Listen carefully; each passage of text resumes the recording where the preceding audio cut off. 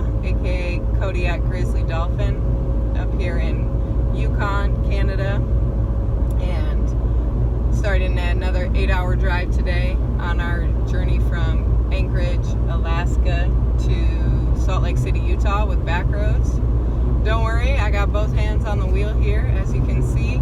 Got this nifty little cell phone holder up here, and you got a lot of time to think on these drives, and I've been thinking, like, this has just been the coolest drive ever, and I want to write these things down. I want to write a blog. I want to just remember everything. But with our days being so long, and I'm with some really cool people, so we're always hanging out, always laughing, I just don't think I'm gonna have time to sit and write at the end of the day.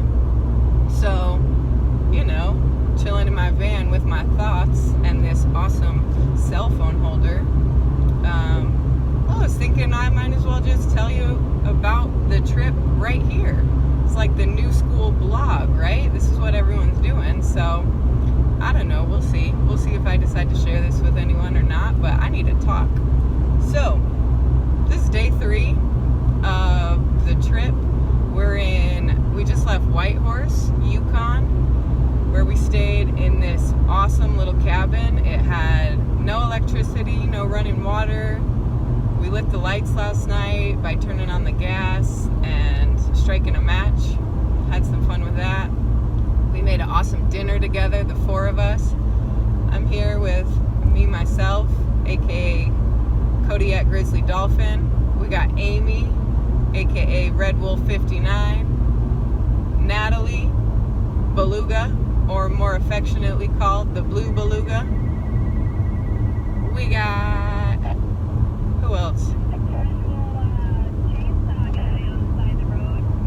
Oh, Amy just beeped in on her walkie talking about the creepy man with a chainsaw on the side of the road just looking at us. That's another thing, we got these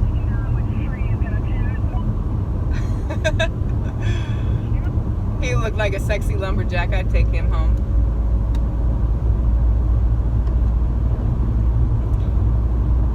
Anyway, I got the walkie-talkies to entertain us when we have no service, which is most of the time. And who was I telling you about? Oh yeah, Natalie, our Blue Beluga. And then we got Nick bringing up the back of our caravan here, aka Narwhal. I can't keep his name straight ever. I always gotta look at my paper. Anyway, let me tell you a little bit about my journey so far. I wasn't that excited to come. I was a little nervous. I'm not really that wildernessy. I must have fooled backroads by making them think I was, though. But I spent all summer in Costa Rica in these awesome hotels, chilling, working, loving life. Got sent to Alaska, where I've always wanted to go, but like I said, I'm not really good with the wilderness. But I'm learning. Flying to Alaska, and like that flight was beautiful, just like snow-covered mountains and glaciers, and instantly I could feel it in my gut that I was getting more excited. I was happy.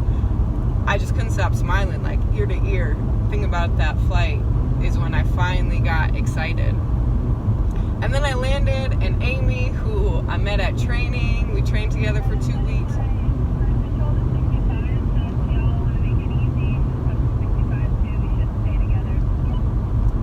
That sounds good to me. Alright, we're going to set our cruise control at a nice safe pace. I'm not going to tell y'all, but it's safe, don't worry. And I think it's within the speed limit. Who knows? We're up in Canada. There's not really signs around here.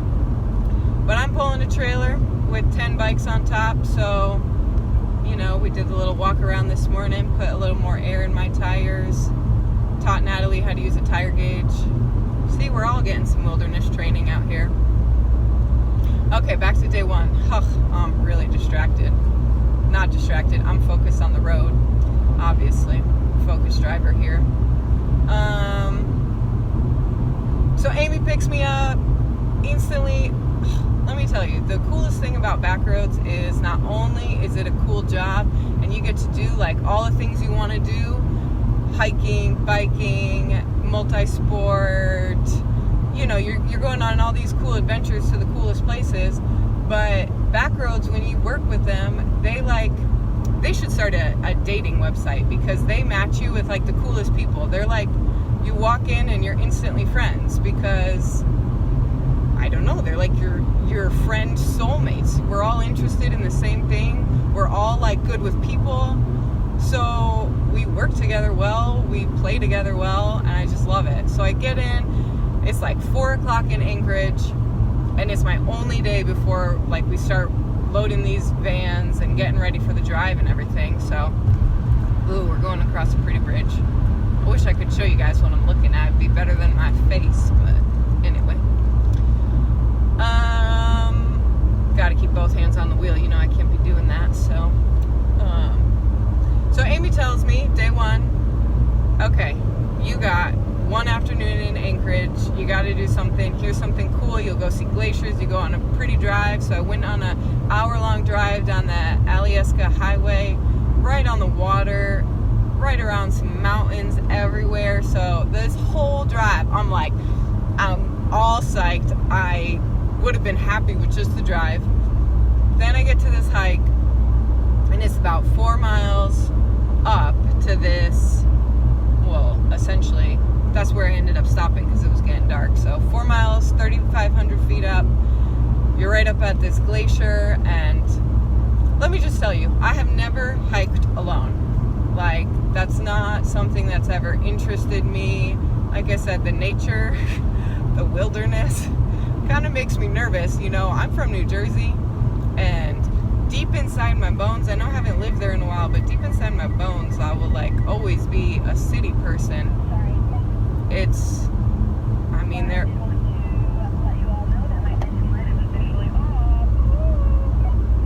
nice, nailed it. So, yeah, city roots, but it's like the older I get, the more hillbilly I get. I mean, look at me. But anyway, so I go on this hike, and I am nervous. But the cool thing is, like, when you're like a backroads leader, you're not supposed to be nervous. So like, I couldn't tell anyone. Like, probably if I was with my friends back home and they told me to go do this hike by myself, I'd be like, you're crazy. I'm not gonna do that. Like, I'm not stupid. But you can't say that to another backroads leader, because you're supposed to be like fearless and you're supposed to be wilderness. So like, I just like took on that persona, which I really appreciate. I feel like I can do things, and it's weird how this job has made me feel that way, made me feel more confident, made me feel like, you know what, like, what's gonna happen? I got some bear spray, I got my brains, what else do I need? So I'm on this hike, and there's like no one else around. It's gorgeous. The sun is just casting beautiful shadows all around me. There's wildflowers. It's the end of August, but all in the distance are these snow-capped mountains, and I'm just like smiling this whole hike. I'm like this weird girl smiling, and I mean, that's kind of what I do though. But anyway, come up, I'm crossing rivers, crossing lakes, and it's getting colder for sure. I just came from Costa Rica all summer, and I'm kind of like, I got thin blood, you know what I mean? I shouldn't even say all summer. I've been in Costa Rica for like 3 years, so my blood is thin. I do not have thick Alaskan blood, and it is getting colder and colder. I can feel my face just like beginning to freeze up like this. This is kind of what my face does when it gets cold. It just gets stuck. I keep hearing myself go into this accent, and it's because we're with Amy and we're all being really silly all the time, and it just feels normal to occasionally go into these accents now. I'm sorry, but I mean, we're all silly people, which is fun too. I'm just happy. I'm with good people. We're smiling all the time. We're like on this beautiful drive. Oh my gosh. Okay, so getting back to my story, day one. So I get up to this point, 3,500 feet, and I see that there's this other woman, and she's standing at the sign that says 3,500 feet. We have a glacier on one side. We have these beautiful, like, through the clouds, they're huge mountains, like for miles and miles, snow covered, and in the foreground is like wildflowers and green trees. It's just like breathtaking, and no picture I could take on my cell phone was going to capture any of that beauty adequately, obviously. So I get up there and I start talking to this woman. She's 23. She grew up in Anchorage, Alaska, lived there her whole life, and she said, yeah, I start classes tomorrow, but I decided I'm going to camp here because tomorrow's my birthday, and this is where I want to wake up on my birthday, not in a classroom. So I was like, that is so awesome. But also, so then I tell her, you know what, this is the first time I've ever hiked alone. And she was like, this is the first time I've ever hiked alone too. So we kind of gave each other a high five, like, yep, we're badass women, hiking alone like it's nothing. I'm trying to keep my cool, but inside I'm kind of proud of myself, but also kind of freaking out because it's getting dark, and this lady's about to set up camp at 3,500 feet, and I got to turn around and go all the way back. So luckily, this 3,500 foot climb, I was climbing the whole time, so I had to just go down to get back. Unfortunately, I was in a hurry, so it was a little hard on my ankles going down for sure. But I made it down only with one scare. So like right as I'm going down, I had kind of been running down. I lost the path for a little bit, so then I ended up running down some rocks, which was an adventure. And all I just kept thinking is like, Kayla, you cannot break your leg or your ankle because no one's carrying you out of here. You are the last one up here. It is almost dark.